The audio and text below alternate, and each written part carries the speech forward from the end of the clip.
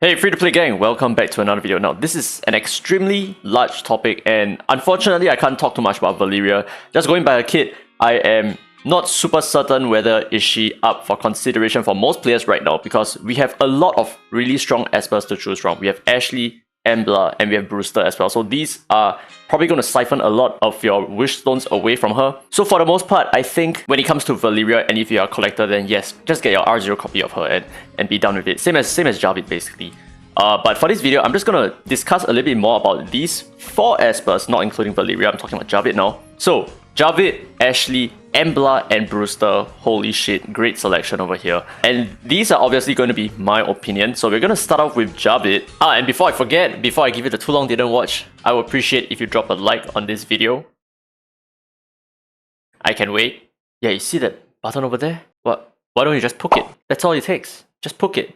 Okay, so too long didn't watch. I wouldn't recommend Javid for the time being because there's just not a lot of content that he shines in. I'll talk more about that later on. As for Ashley, I would highly recommend you to go directly right now for Ashley if you do not yet have a single copy of her, R0 that is. But if you already have R0 Ashley, then I think what you're looking for is R2 Embla or R2 Brewster, and for that I would say R2 Brewster. And then finally, in terms of like R6, it really doesn't matter, Brewster or Embla, they are both really good. And I'm going to share a little bit more about their pros and cons, where they are strong in, what they are able to do, and just my final thoughts about where I am in the game and whether I would make such a decision or not. So starting with Javid, the way that he works is that he will apply a debuff onto the enemies, and whenever you attack enemies with this Judgment Seal debuff, only the allies of that enemy will take true damage. So if you're up against one single enemy, unfortunately Judgment Seal is completely useless. It will not deal true damage to that enemy. And even if you had multiple targets, if your primary target is that enemy will never gain that true damage portion. So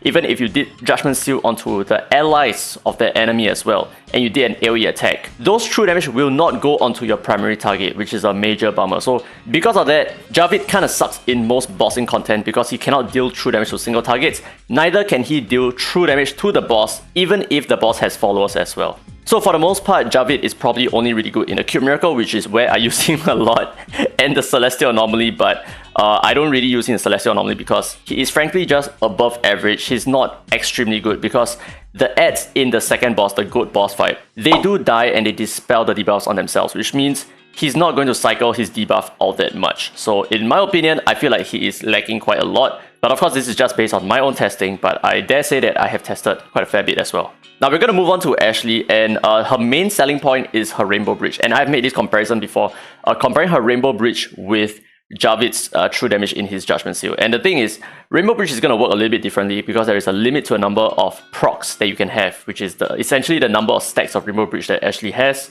And of course, aside from dealing true damage, which is about the same proportion in DPS as Javid, she also has AP down and AP gain for your allies and for your enemies, right? Now the thing is, for Ashley, she is great in most content, I would say, because she carries the attack up buff, she carries good extra DPS that is activated at the start, she has double AoE attacks, she has a universal attack lead, and for the most part, you will see her being used in almost all content in this game. So you have all your Ritual Miracles where she shines in as a speed clearing bot. She also doubles as an attack buffer. You will see her used in Celestial Anomaly as well. You will see her used in a lot of bossing content, Infinite Miracle, Temporal Tower, a lot of good stuff.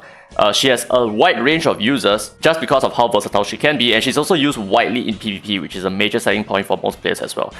So Ashley is through and through one of the best espers in this game, and to add, she's only a support DPS. She's not even a main DPS. So you can definitely chuck her into many different teams and she is going to work out very well for you.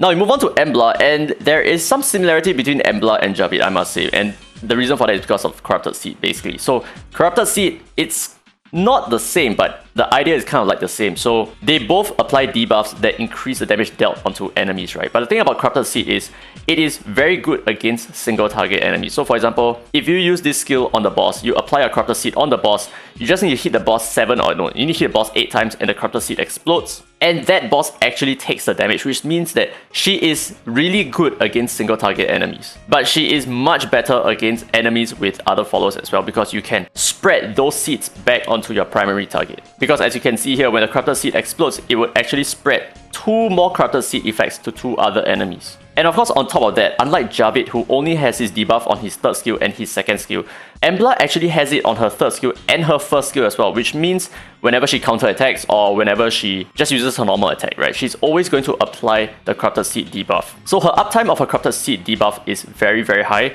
and the places where she shines in, and especially at R2, okay, so she's mostly an R2 Esper.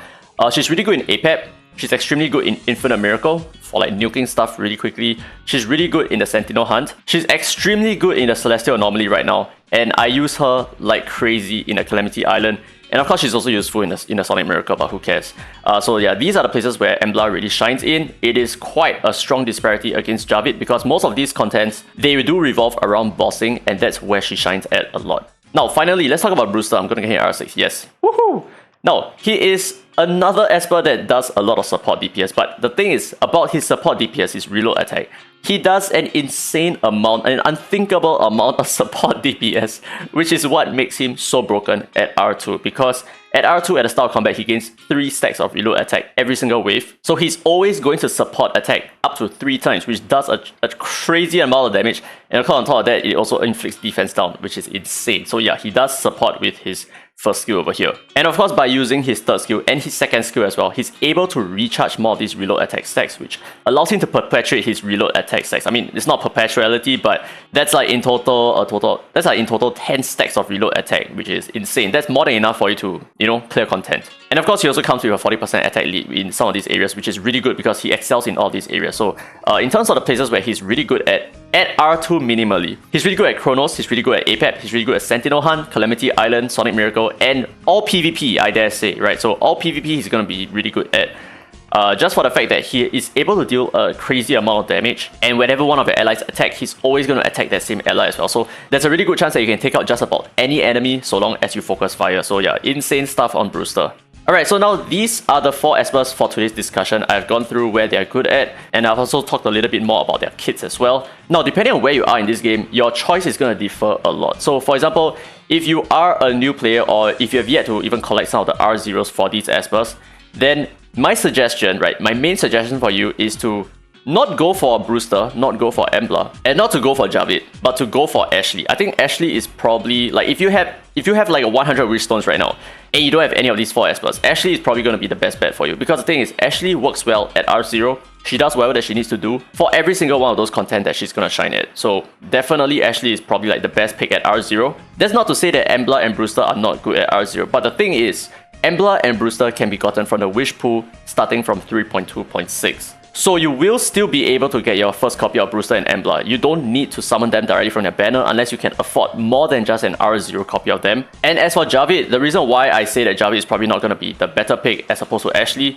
even though Javid works at R0, is because Javid doesn't really help much in the early game where you cannot use Jiangman, right? So for example, in all the content like story modes, for example, you can absolutely use a Jiangman. She's going to perform like so much more consistent. You can even use her for some bosses. If you so choose to do so, it's not going to be so good, but at least she has the ability to silence some of these enemies. So like if you're talking about tower content, for example, right, Jiangman is amazing. Her silence debuff is really, really crucial there. So in most cases, I feel like Jiangman, while she does less damage than Javid in total, I do feel like Jiangman still carries a lot more, and she's still a lot cheaper to build anyway. So Javid will no longer be a consideration for today's video. Like, that's it. So I don't feel like Javid is one of those Espers that you really need to have. So that's it for new players. But what about players who are thinking of getting their R2? And yes, this is entirely my opinion here. Now, assuming you already have Ashley, then I do feel like Brewster is a little bit more versatile than Embla, because you can use Brewster in the same places that you would use an Embla. I mean, most places at least. But the thing is, in addition, Brewster dominates PvP like crazy. That is where Embla is still good at, but it's a little bit hard for you to make her work because she's a gimmick after all. So just in terms of pure versatility, I think Brewster is a little bit better than Embla at R2. This is just entirely my opinion. But moving on to, let's say, if you're thinking about who you want to R6 instead. So you're a Mega Whale, you're thinking about, okay, should I get Brewster or should I get Embla? Why not both? Okay, I'm just kidding. Now the thing is, for R6 Brewster and R6 Embla, I can't really say because I have yet to fully test them out. I have tested an R6 Embla before, and that was insane. But the thing is, I have not yet tested an R6 Brewster except from facing him in PvP, and I dare say that he is extremely broken at R6. So the thing is, both Embla and Brewster are really good at R6. So I don't know exactly who is better than who. I think this is a little bit more contentious. And like I said towards the start of this video, I feel like Ashley is just good at R0, so you don't really need to consider her too much for R2 and R6. She's just gonna work at R0, just keep her at R0 and that's about it. So even for me right now, we have had like, I don't know, 3 Ashley banners and I still only have an R2 Ashley just because I've been pulling dupes of her. I haven't actually been trying to get more copies of her. You don't need her at R2 for the extra shield buff as well from her third skill. It's not essential, for the most part at least, unless you're a normal abuser. But anyway, that's it for this video. Let me know your thoughts down in the comment section below. Do you agree or disagree with my analysis on these espers? And like I said, I haven't actually fully compartmentalized the idea of Valeria just yet, and we have yet to check her out in the PTR server as well. So do keep an eye out for that video coming, I think tomorrow. Usually it drops on Thursdays. So only when I know Valeria's kit a little bit more will I be able to understand whether is she really that strong at R0 and whether she's good at R2 or not. So yeah, there is something that I need to double check as well. But anyway, hope you guys enjoyed this content. If you did, don't forget to thumbs up. It really helps the channel, and subscribe for more Dislyte content. Now that's it. That has been Free to Play, and as always, I will see you in the next video.